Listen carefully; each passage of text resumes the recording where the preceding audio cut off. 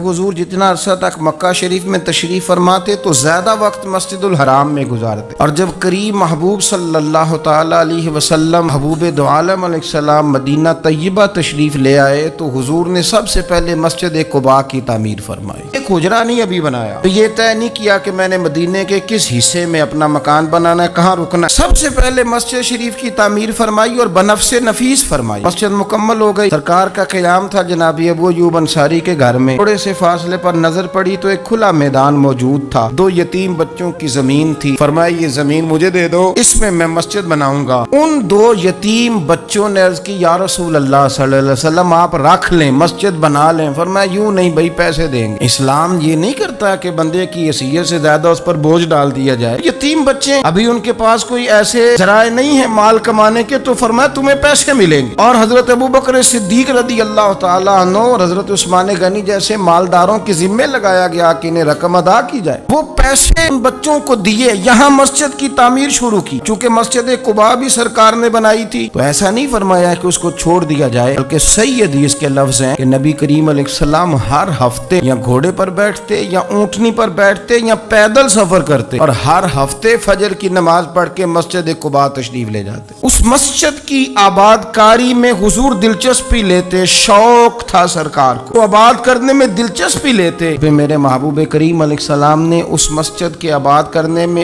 ایک اور فضیلت بیان کی۔ فرمایا جو بندہ گھر سے وضو کرے اور میری مسجد قباء میں آ کے 2 رکعت نفل پڑھے، اللہ کے رسول کا وعدہ ہے اللہ اسے پورے عمرے کا ثواب عطا فرمائے گا۔ آپ دیکھ لیں مدینہ شریف میں جس طرح مسجد نبوی شریف ہر وقت کھلی رہتی ہے، مسجد قباء بھی ہر وقت کھلی رہتی ہے، ہر وقت وہ مسجد موجود ہے۔ ان کو جائیں، رات کو جائیں، کو وہاں نماز پڑھنے کے مواقع میسر ہیں۔ حضور نے بنائی بھی ہے اور میرے نبی نے بسائی بھی ہے، تو پوری طرح بسی ہوئی ہے، وہاں لوگوں کا آنا جانا ہے، وہاں ہر قسم کی خوشبو۔ یہاں حضور نے مسجد کی بنیاد رکھی، حجرہ کوئی نہیں ابھی بنایا، کسی زوجہ کے لیے رہنے کو کوئی جگہ نہیں بنائی۔ اب شوق دیکھیں، مسجد کے ساتھ حضور کی دلچسپی دیکھیں کہ سرور کائنات صلی اللہ تعالی علیہ وسلم نے مسجد نبوی شریف کی بنیاد رکھی۔ مسجد کے لیے حضور نے خود بنفس نفیس تعمیر میں حصہ لیا۔ حضور پتھر اٹھا کے لاتے، مسجد کی تعمیر میں کام کرتے۔ حضرت سیدنا ابو ہریرہ رضی اللہ تعالیٰ عنہ فرماتے ہیں ہم ایک اینٹ اٹھا کے لاتے تھے تو حضرت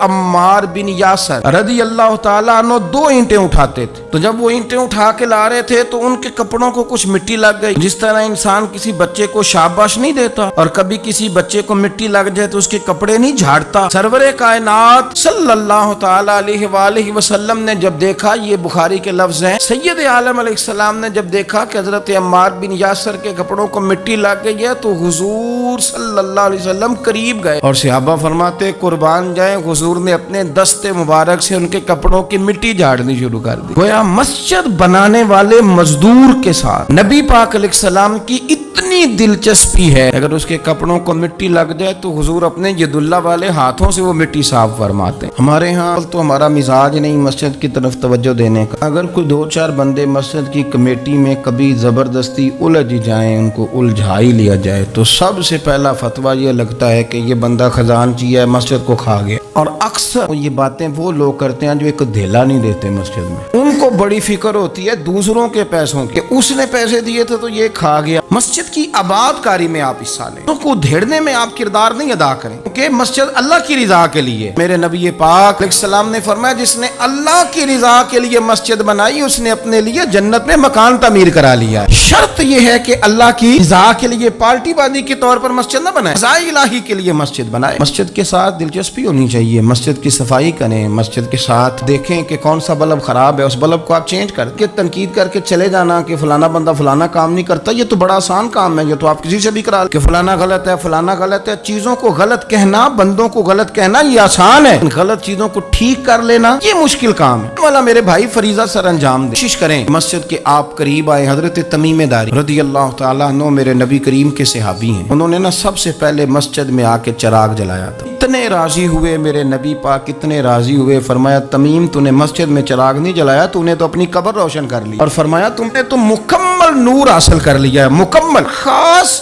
حضور نے ڈیوٹی لگائی سیدنا بلال حبشی کی، مسجد کا خیال کرتے، مسجد پہ توجہ دیتے، مسجد نبوی کون سی چیز کہاں کس انداز میں کرنی، حضرت بلال وہ خدمت سر انجام دیتے۔ نبی پاک علیہ السلام مسجد کے لیے مختلف اوقات میں مختلف احکام جاری کرتے۔ پہلے سرکار دو عالم صلی اللہ علیہ وسلم نے ایک دروازہ مخصوص کر دیا تھا، فرمایا بھئی ایک فیصلہ میرا یہ ہے کہ اس گیٹ سے صرف عورتیں آئیں گی، مرد نہ داخل۔ حضور نے وقف کر دیا عورتوں کے لیے۔ ایک وقت ایسا آیا کہ نبی پاک صلی اللہ علیہ وسلم کے بہت سارے صحابہ نے کہ گھر مسجد کے بالکل ساتھ ساتھ تھے، انہوں نے مسجد کے اندر دروازے کھول لیے تھے، مسجد میں آیا کرتے۔ اللہ کے رسول صلی اللہ علیہ وسلم نے فرمایا بھی اب جماعت کا وقت ہوتا ہے اور بالکل دروازہ مسجد کے اندر تم نے کھولا ہوا ہے تو کچھ چیزوں میں مشکل پیدا ہوتی ہے، لہذا سارے دروازے بند کر دو، ایک دروازہ کھلا رہے، اور وہ ہے جناب ابو بکر صدیق کا، وہ آج بھی کھلا ہے مسجد نبوی، اس کو وہ دروازے کو بند نہیں کرتے، کبھی ضرورت ہو تو وہ آگے کوئی کنات لگا دیتے ہیں، دروازہ وہ ہمیشہ کھلا رہتا ہے اس لیے کہ اس کو میرے نبی پاک نے کھولا ہے، وہ دروازہ کھلا رہتا ہے۔ حضور نے مختلف اوقات میں مسجد کی تزئین و آرائش میں اس کی وسعت میں دلچسپی کا اظہار کیا۔ بلال جھاڑو دیتے، آنے والے لوگوں کا خیال کرتے، مجھے کیا لینے دیں، اور میں بہت ساری احادیث اور بہت ساری سیرت کی کتابوں کا نچوڑ ایک جملے میں بیان کرتا ہوں۔ مسجد نبوی ایک پارلیمنٹ ہاؤس کا درجہ رکھتی، اسی میں سارے فیصلے ہوتے تھے، اسی کے اندر کافروں کے ساتھ معاملات تھے وہ طے ہوتے تھے، اسی میں ہر چیز سیٹ ہوتی تھی مسجد کے اندر۔ ہماری سیاست پاک اس لیے ہوئی ہے کہ ہم نے مسجد سے باہر نکال دی،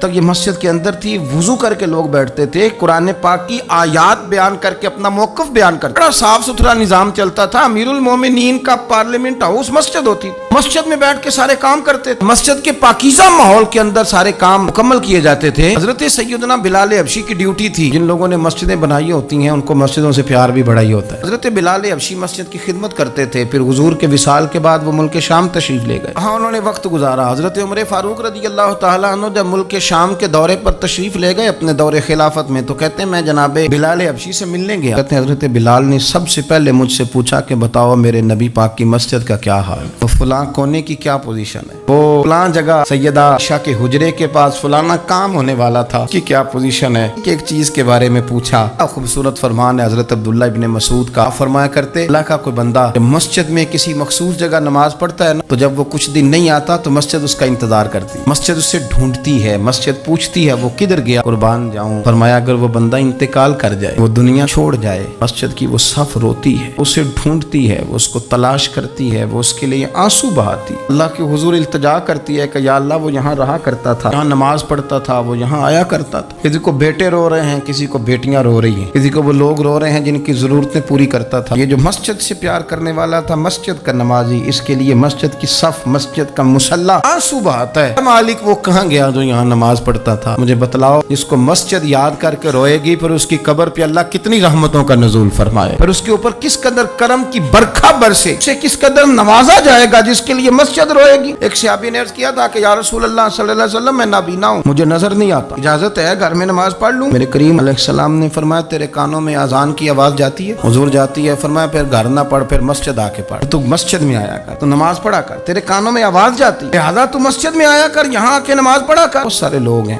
عدم دلچسپی، ہاں گھر میں بھی نماز پڑھنی چاہیے۔ نبی پاک علیہ السلام نے فرمایا اپنے گھروں میں مسجد بناؤ، یعنی ایک جگہ مخصوص کرو ہاں جہاں صرف نماز پڑھی جائے۔ فرمایا اپنے گھر میں مسجد بناؤ اور کچھ حصہ نماز کا گھر میں بھی پڑھا کرو، کچھ نوافل، کچھ سنتیں، کچھ حصہ گھر میں بھی نماز کا پڑھا کرو۔ فرمایا اپنے گھر کو قبرستان نہ بناؤ، اس کا مطلب ہے جس گھر کے اندر نماز نہ پڑھی جائے، بالکل اس گھر میں سارے زندے لوگ بھی رہتے ہوں تو گھر قبرستان ہے، حضور کا فرمان ہے۔ اور جس گھر میں کوئی اٹھ کے سویرے تہجد کا وضو کرتا ہے، مردوں کا گھر نہیں، وہ تو زندوں کا گھر ہے۔ بچوں کو تکلیف تو ہوتی ہے، سویرے بوڑھے اٹھ کے تہجد کا وضو کرتے ہیں، کیونکہ ان کے سونے کا ٹائم ہی وہ ہوتا ہے جب بابے اٹھ جاتے ہیں، بابا جی سویرے اٹھ کے وضو کر رہے ہوتے ہیں تو بچہ تنگ ہوتا ہے، دیکھو جی مطلب چونکہ اس نے جو سونا ہی اس وقت ہے جب دنیا کے جاگنے کا وقت ہے، لیکن اس کو پتہ نہیں تیرے گھر میں کوئی تہجد کا وضو کرتا ہے تو رب راضی کتنا ہوتا ہے۔ ہو سکتا ہے تیری بھی بڑی خطائیں اس کی وجہ سے معاف ہو جاتی ہیں۔ میرے نبی کریم صلی اللہ تعالی علیہ وسلم نے فرمایا میں نے جنت کے اندر دیکھا کہ کس عمل کا ثواب زیادہ ہے، فرمایا میں نے سب سے زیادہ اجر والے جو اعمال دیکھے ان میں ایک عمل یہ ہے کہ جو بندہ مسجد کی صفائی کر کے کچھ کوڑا مسجد سے باہر نکال دے گا، رب کریم اسے جنت میں بڑا درجہ عطا فرما دے گا، لیکن یہ تو کام کرے گا کوئی غریب آدمی۔